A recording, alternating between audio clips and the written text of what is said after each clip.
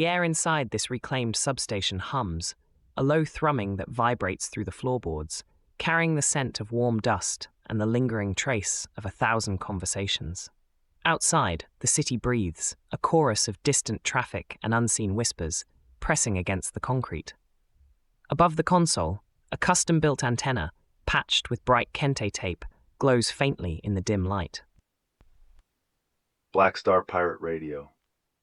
In Liberdade, we're reading 77 degrees Fahrenheit with sunny. Winds are moving from the north-northwest at 8 miles per hour. The Supreme Court delivered a fragmented decision. Birthright citizenship upheld, a point of structural resistance. Yet states now have judicial cover to ban trans women from female sports, creating a clear architectural vulnerability for one group. Scrutinize the full docket. While birthright citizenship stands, the court simultaneously struck down limits on federal campaign spending in Citizens United 2.0. This decision distorts electoral architecture, amplifying specific financial networks and their influence. This duality reflects an old pattern, a celebrated victory for civil rights alongside a tightening of collective voice through campaign finance deregulation. The shadow of control shifts its form, but its intent remains. How do we measure the true cost of such selective liberation? We have a caller on the line. This win feels like a distraction. Does anyone truly believe a single Supreme Court decision changes anything fundamental? The devil's advocate is heard. Your skepticism forces us to sharpen our discernment. A structural victory is real, but so is the concurrent erosion. How do we build an internal compass that navigates these contradictions without losing sight of dignity for all? Our alternative is to simply accept the court's fragmented rulings as isolated events, celebrating the small wins without acknowledging the broader systemic shifts.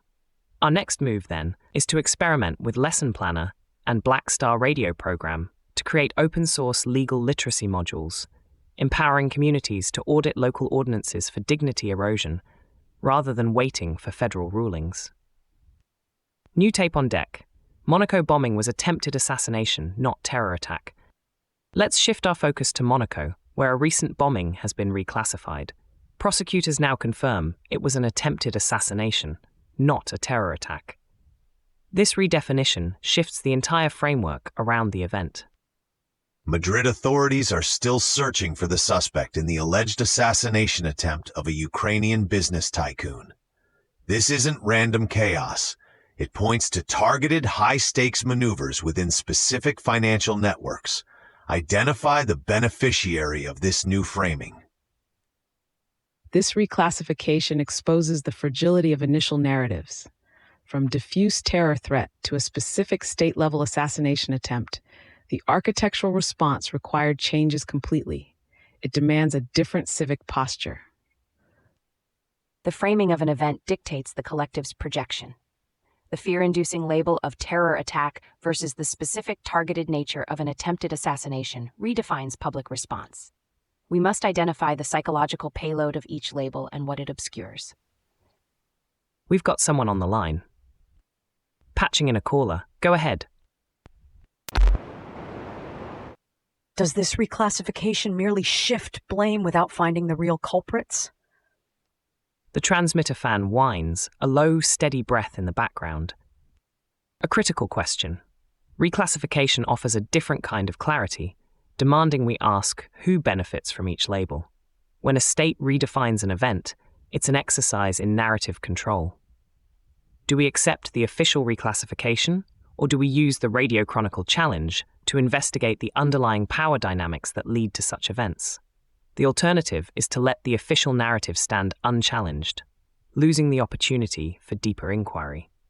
Our next move is to launch a Radio Chronicle challenge segment, tasking our listeners with using local signal radar to map the financial and political networks around similar reclassified incidents globally, looking for patterns of benefit. The current flows to Poland, which now recognizes same-sex marriages organized abroad. This marks a significant shift for a country previously restrictive on LGBT rights. A crucial distinction. Paperwork is a start, but true dignity, true consent, requires more than mere compliance. When external pressure forces a change, how do we cultivate genuine internal consent for the dignity of all citizens?